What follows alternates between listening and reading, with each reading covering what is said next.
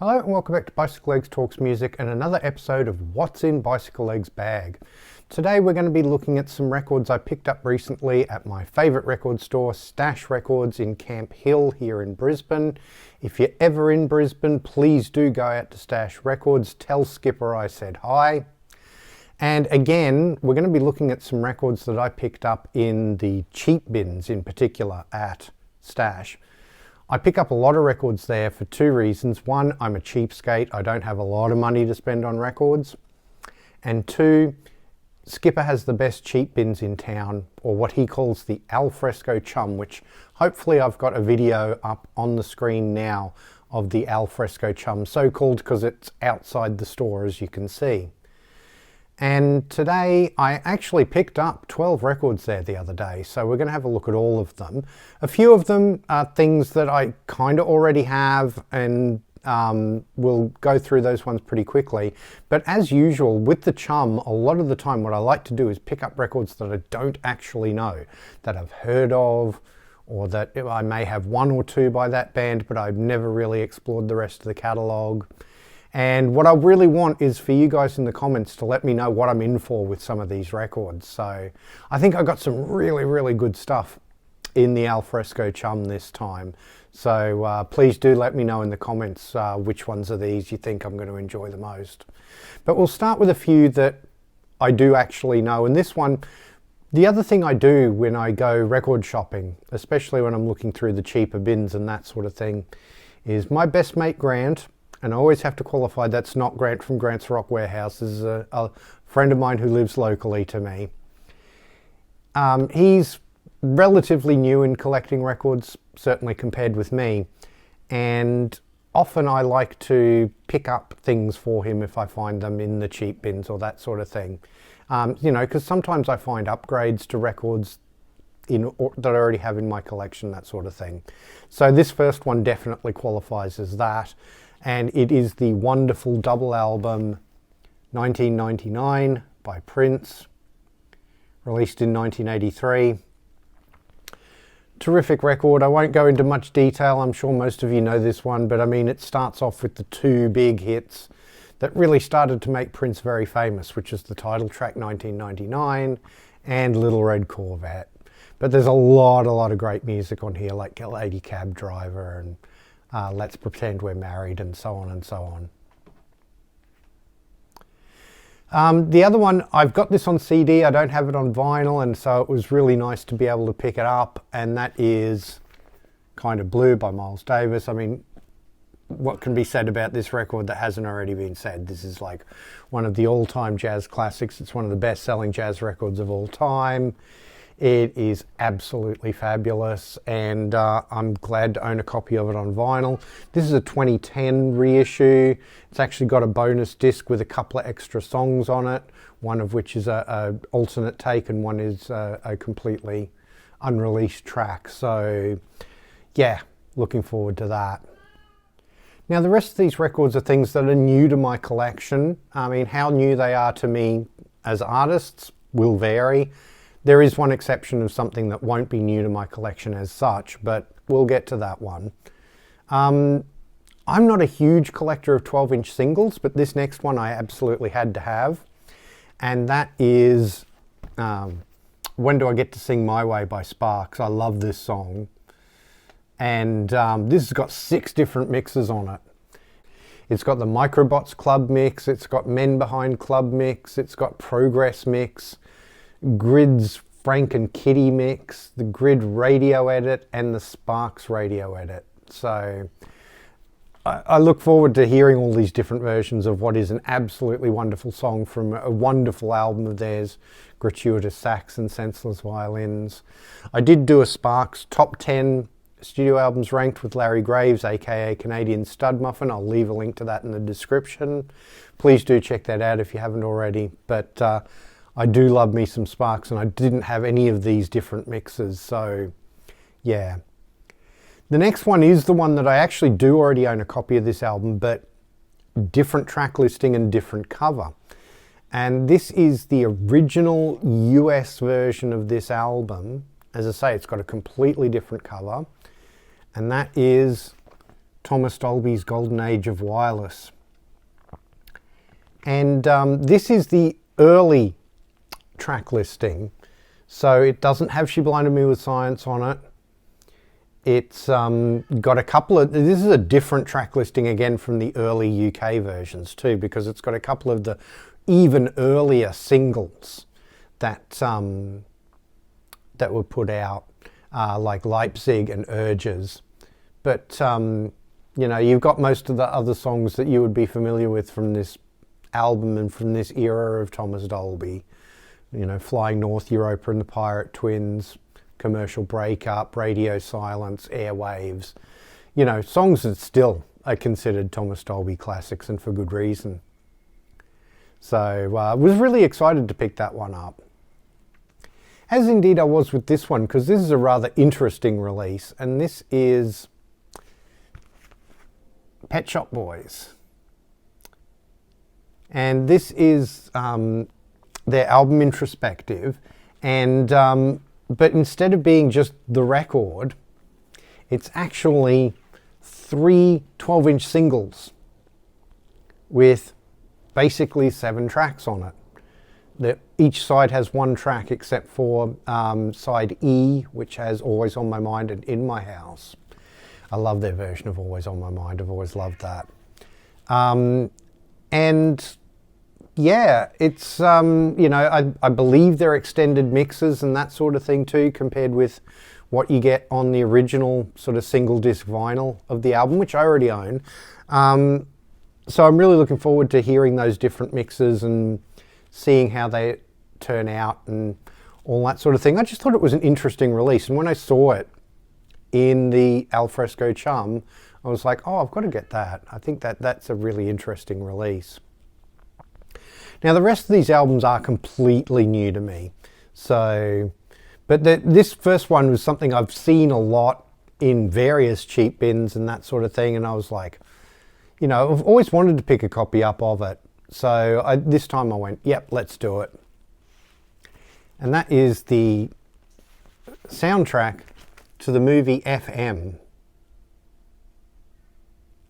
Now, the title track, sort of, you know, the theme song, if you like, to the movie is done by Steely Dan.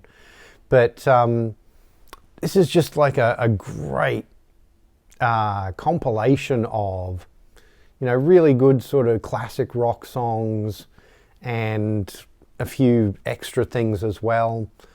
You've got More Than a Feeling by Boston. You've got Livingston Saturday Night by Jimmy Buffett. You know, you've got It'll Keep You Running by Doobie Brothers, Life in the Fast Lane by the Eagles, and you also get Life's Been Good by Joe Walsh at the end. Well, actually, I don't know. I don't think these songs are listed in the on the back cover in the order that they actually are on the records.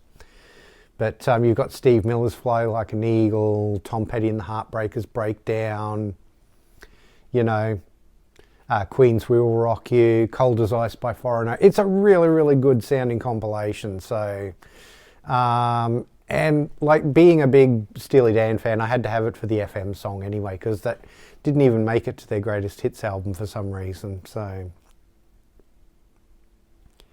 The next one is an artist that I have a few records of, but I'm always keen to collect more if I can find them. And that is Warm Leatherette by Grace Jones. I love Grace Jones. I first sort of got to know her when I was watching a kids program called Simon Townsend's Wonder World, where they played the video clip of Grace's version of Walking in the Rain, which is a song written by Harry Vander and George Young, who are sort of legends of the Australian music scene. She does do a lot of covers, and you know, she picks interesting stuff. I mean, the title track of this one, Warm Leatherette, I've never heard her version of it, but it is originally a song by The Normal, also known as Daniel Miller. And yeah, it's just such a great sort of minimalist, very early electronic song. It's from like 1978 or 79. And yeah, it's terrific stuff. But I've never heard Grace's version, so I'll be really interested to see what she does with it, because she does interesting things with her cover versions. Similarly, she covers Love is the Drug, which is the Roxy Music song on this album, and I'm really looking forward to hearing that. But, you know, the other songs I don't know, Private Life, A Rolling Stone, The Hunter Gets Captured by the Game. There's a song on here called Bullshit. She does a cover of Breakdown by Tom Petty and the Heartbreakers. So, you know, I mean, we were just talking about that when we were looking at the FM soundtrack. So I've got two different versions of that song to be listening to over the next few days and weeks. And again, I'll be very interested to see what she does with that song, because that doesn't seem like Grace Jones material at all. And the last song is Pars. I don't know it at all. I don't know this record at all. I'm really looking forward to hearing it though, because the Grace Jones albums that I do own, I really, really like. So now this next one, Jamie Laszlo from The Contrarians and so on and so forth, and Sea of Tranquility. He'll be appreciative that I picked this one up. I only own one other record by this artist, and I really want to collect a lot more of her records. And that is the album Precious Time by Pat Benatar. You'll please have to excuse my cat going crazy in the background. She's just decided that now is the time to go nuts, and I've already tried a couple of takes without her, so I'm sorry, you'll just have to kind of put up with her going bananas in the background. I don't know any of the songs on this record, with one exception. Again, it's a cover version and she covers Helter Skelter. I will be very interested to see what she does with that song. Oh, I do know the song Fire and Ice. That was a big hit. So, and I really, really like that song. But a lot of the other songs on here I don't think I know.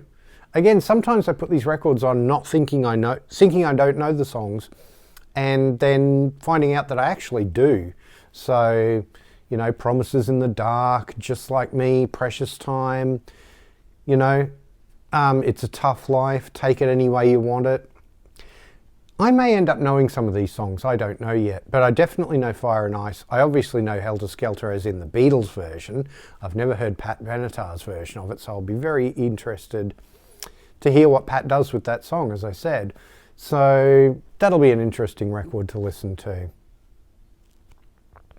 The next one is by an Australian band that most of you probably have never heard of. It's a compilation album, but I bought it because I think, even though I've got a lot of their records, I'm pretty sure there's a number of tracks on here that aren't on any of the studio albums. So it is called Unreal, and it is by a band called The Reals. It's got some interesting, you know, a lot of it is original stuff. You know, Love Will Find a Way, Misused and Abused. Quasimodo's Dream was the title track of one of their albums. A really, really good album, which you should definitely check out if you haven't. After the News, According to My Heart. But it's also got their cover version of the Burt Bacharach and Hal David song, This Guy's in Love with You, which was best known for the version by Herb Alpert. And I love that song, I adore that song. And they do a lovely version of it. So yeah, I'm really, really looking forward to listening to this as a compilation and hearing which songs I know, which ones I don't, and that sort of thing. So if you don't know The Reals, definitely check them out. They're an interesting band. They started off kind of post-punk, went a lot more synthy and that sort of thing. So yeah, they're an interesting band and definitely worth checking out. Now the next one is another artist that I only own one record of, so I was really happy to see this, and not expecting to find this particular artist in the cheap bins at any record store. So yeah, interesting that I found this there. And that is Deux Triangles by the Durutti Column. This is an EP. It's about 20 minutes long. It's got 3 tracks on it, 2 tracks on one side, 1 track on the other. The Durutti Column, like a post-punk band, they're instrumental. You know, calling them a band's a bit of a funny thing because they're basically this one guy, Vinnie Riley. And I own one record by them, which is their debut album, which I only became aware of because of the podcast, The Album Years, by Stephen Wilson and Tim Bonus, which, again, if you don't know that podcast, it's well worth watching or listening to. It's a lot of fun and very informative. And I've learned about quite a few artists that I would never have known about except for this particular podcast. Funnily enough, Durutti Column's debut album, which is the one I own, is called The Return of the Durutti Column, which I think that's just such a brilliant name for a first album. But I'm definitely looking forward to this. It's like, if it's anything like the Return of the Durutti Column, it's going to be like atmospheric, it's going to be, you know, jangly, kind of edgy, you know, jagged, but very interesting stuff. So very much looking forward to diving into that one. The next one we're going to have a look at is a band. I know the one half of this band very, very well, and that's Vince Clarke. Loved him in Depeche Mode, loved him in Yazoo. For some reason, I never have checked out Erasure, and this is their 1995 self-titled album. It's not their first album, so it would have gone well in that panel show we did with self-titled albums that are not debuts. I'll leave a link to that in the description if you haven't already watched that. It's a really fun show. But I'm really looking forward to this because I love, you know, what Vince Clarke did in Depeche Mode, and I love what he did in Yazoo. I'm going to be really interested to see what he does in Erasure, especially when you get to, you know, we're in the mid-90s at this stage, so electronic music has changed quite a bit from, you know, those early 80s Depeche Mode and Yazoo records. So I'll be really interested to see what these sound like. It's a double album. I don't know how long it is because there's only 2-3 songs on each side. It's like 3 songs on 3 sides and 2 songs on one side. So yeah, I know nothing about this record other than Vince Clarke is on it, and I love the earlier work of Vince Clarke. I've never checked out Erasure, and I really, really look forward to seeing what this record brings to me. And then the last one, so as you can see, I took advantage of the 12 records for $40, as you would have seen on the signs in that video of Stash. And this one, again, it's a band I've heard of. I've never listened to. As far as I know, I don't know any of these songs. I could be pleasantly surprised when I put this record on. I don't know. And that is Stand Up by the Del Fuegos. You know, kind of indie rock, kind of, you know, alternative, that sort of thing. I mean, it's produced by Mitchell Froom and mixed and recorded by Chad Blake, you know, both of whom I know very well for working with Crowded House. Would have been around the same time they were working with them too. This record was released in 1987. So, I mean, that's around the time that Crowded House put out Temple of Low Men, which was their second album. In fact, Temple of Low Men was 1988, so it was in between Crowded House debut and Temple of Low Men that this came out. So I don't know anything about this record at all. I just know I've heard of the band. I know what kind of music they're supposed to do. I know that that's the sort of music that I do like, that sort of indie rock, alternative rock, that sort of thing. But I don't know any of these songs. None of these song titles are ringing a bell for me. Wear It Like a Cape, New Old World, Name Names, Long Slide for an Out. He Had a Lot to Drink Today, A Town Called Love, I Can't Take This Place, News from Nowhere, Scratching at Your Door, and I'll Sleep With You, Cha Cha D'Amour. None of those, if anything, maybe A Town Called Love is ringing a bell, but I could be completely wrong with that. But none of those titles are actually sort of ringing a bell for me. So I'm really, really interested to see what this record sounds like. And again, please let me know in the comments what I'm in for.